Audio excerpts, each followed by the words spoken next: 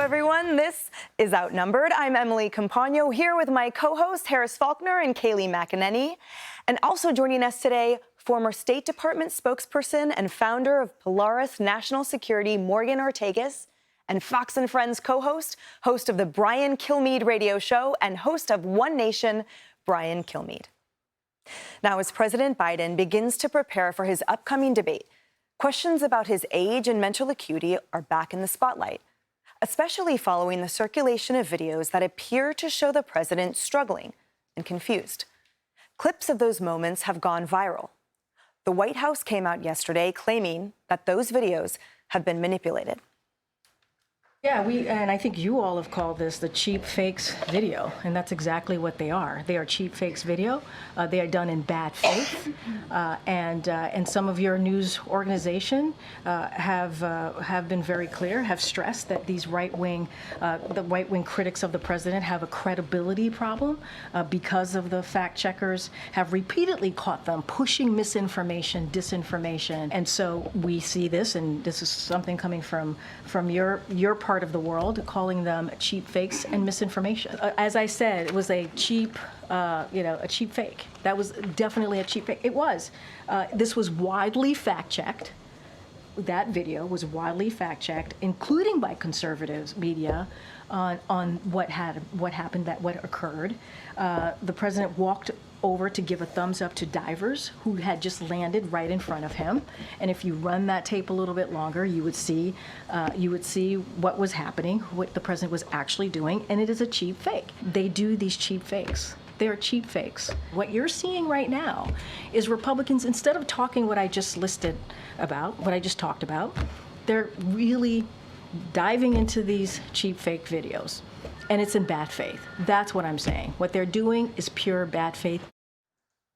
Now, while Karine Jean-Pierre singled out one or two instances of video cropping or zooming, the footage run on Fox News Media has been unedited.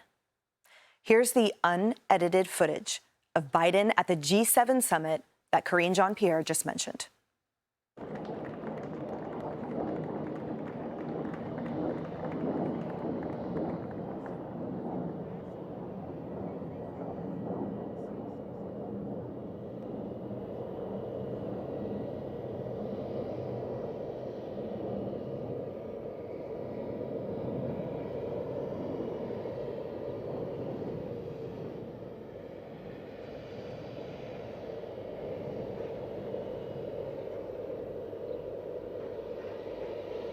And here's unedited footage of President Biden at the Juneteenth concert.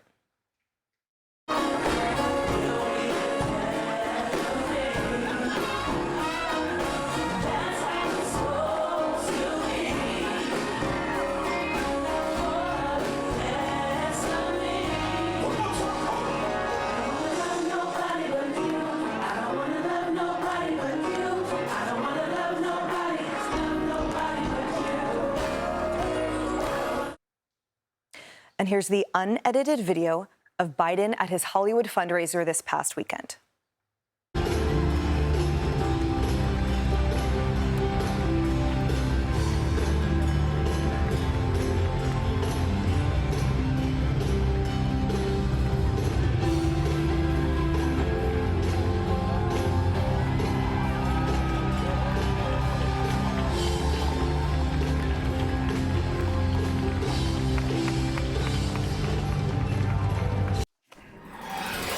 Brian Kilmeade.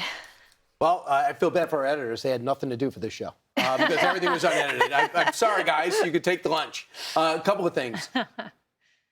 Remember when Mitch McConnell froze?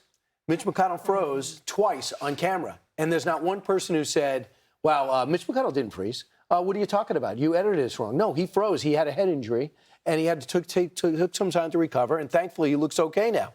He's 80-something years old, and everyone's like, okay. He froze, and it was disconcerting. We saw somebody freeze twice. I hope he's okay. But don't deny what we saw. Also, if you want to break it down, we can break it down. Let's make you believe it's the Raiders-Rams, and there's some controversy. So Barack Obama goes on the Hollywood fundraiser.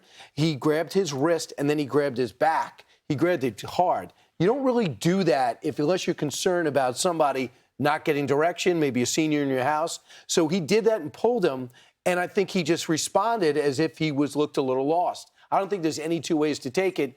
And the last one, when you talk about him making a decision to turn away from the other leaders and stare at a parachuter on the other side, who landed on the ground, why would you not look at the person right in front of you who also jumped out of the sky and landed there? That's where everyone else's attention is. And you could see Macron say something to Meloni, and Meloni says, basically, he's like, I'm not hosting, you're hosting, you go get him.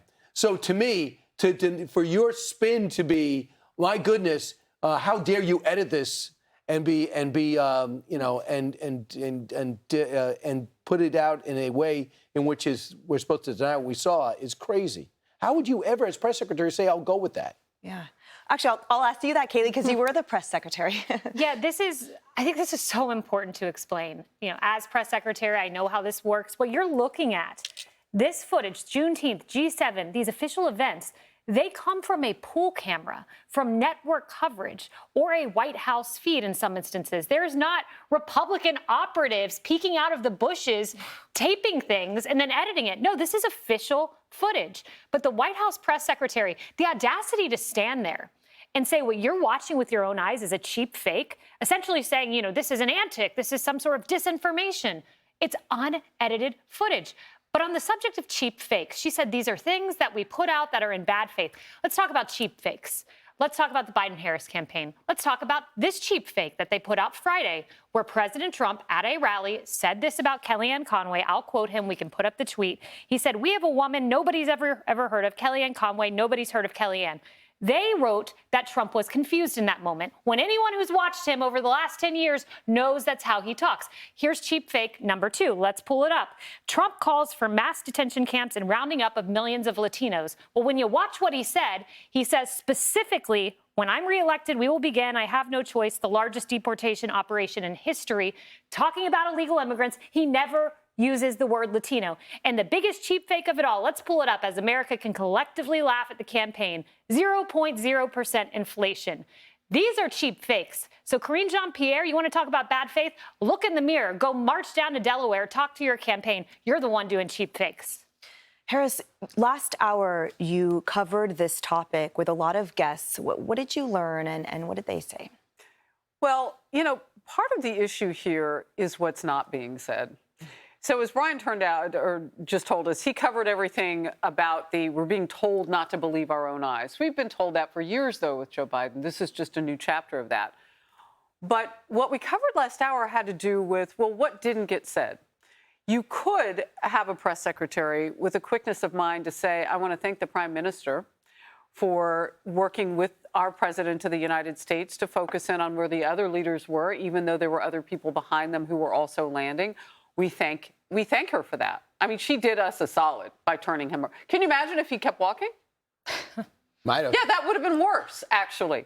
So, in the interest of international relationships, why not handle it that way? Not be why not be grandiose about it and say, look, this happened. We're grateful to her. And sometimes there's so much cacophony going on.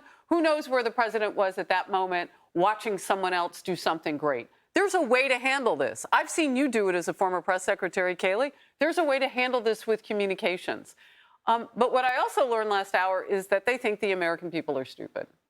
Mm-hmm. And that they think that they can manipulate us with words like cheap fakes and deep fakes. I don't know if you caught Peter Doocy telling you that, well, a deep fake is actually a felony. So I hope she didn't mean that when she said that the second time or whatever. Said a lot of words there. Maybe she didn't mean that part, because that would be bad. No one's doing that. So that she can prove, and she'd have to if she's going to accuse people in the media of committing a felony. So, but then she said cheap fakes, and she went on. How about we just get to the reality of what we see with our eyes and work with it? President Obama, President Biden, they're friends. They were in the same administration. Maybe he saw somebody in the audience he wanted to point out. Who knows? But there's a way to sell it and turn it out to be positive. Now it's an international incident. And part of that includes, Morgan, the liberal media, which also called some of the footage of Biden from recent days edited. Watch. There's a growing and insidious trend in right-wing media, broadcast, print, and social media. It is to take highly misleading and selectively edited videos of President Biden directly from Republican National Committee social media accounts and then use those videos to spread messages virally to cast doubt on President Biden's fitness for office. The Republican accounts circulating many of the clips responded, claiming the videos are unedited and promised to keep posting them. A lie. And also, a just lie. if something is unedited, it's really one all angle, lies. not showing the whole story. How about this, Mia? They lie about their lies, which of course you would expect liars to lie about their lies. Was it the president freezing up with former President Obama by his side, or was the former president taking in the crowd, as his supporters have suggested? It's a serious question in light of the president's halting gait at times, but also in the recent wake of right-wing media selectively editing video to claim Mr. Biden wandered off for the G7 summit. Yeah, I mean, Emily, watching that, it's just, we're all shaking our heads on the couch because, first of all, it looks like these news organizations got their talking points directly from the White House. Secondly, as somebody who has spent, my career in the intelligence community, disinformation and misinformation is a real thing. Brian and I talk about a lot that we struggle with from Russia, from China, from Iran. In the White House press secretary is cheapening that argument and our ability to persuade people whenever she uses the language. And again, this is because the left has weaponized the intel community. When she uses that language that you would use against an adversarial state, like cheap fakes, like deep fakes, all of these things, whenever she's using it in a political context and it's not true and it's not accurate, it cuts off our ability as people in law enforcement and the intelligence community to actually educate the American people when there is actual misinformation from adversarial states. And on that point, I would finally just say, Emily, general elections, they're binary choices in the United States of America. You are smart individuals. You could look at those videos and say, is this man fit to be president for the next 4 years? I don't think he's fit to be my Uber driver, much less to be president. And I don't, by the way, this is a gift to China. Xi Jinping looks at these videos and he's licking his chops. A lot of pressure on that debate for him to stand up and be strong. Yep. Or just to stand. You said that there was some conversation about letting him sit. And let's just remember when we talk about disinformation, these are the people that created the Steele dossier. These are the people that said Hunter's laptop was Russian disinformation. And now you want to tell us not to believe a video? We're too smart for that. We had 8 years of these lies. I remember Anderson Cooper, what he just said scares me for the debate because he actually is saying that these are deep fakes. Yeah. It makes me wonder what Jake Tapper and Dana Bash are going to be throwing what they're cooking at Trump. That is litigious territory where they're going there. They better have some proof of that because everything that Emily just showed the audience was unedited pool-type video, as Kayleigh would know. She worked inside the White House. That they better be careful with that. She softened it a little bit, KJP, with cheap fakes, but then there's video of the deep. I mean, got to be careful with that. That's a felony. Hey everyone, I'm Emily Compagno. Catch me and my co-hosts Harris Faulkner and Kayleigh McEnany on Outnumbered every weekday at 12 p.m. Eastern, or set your DVR. Also, don't forget to subscribe to the Fox News YouTube page for daily highlights.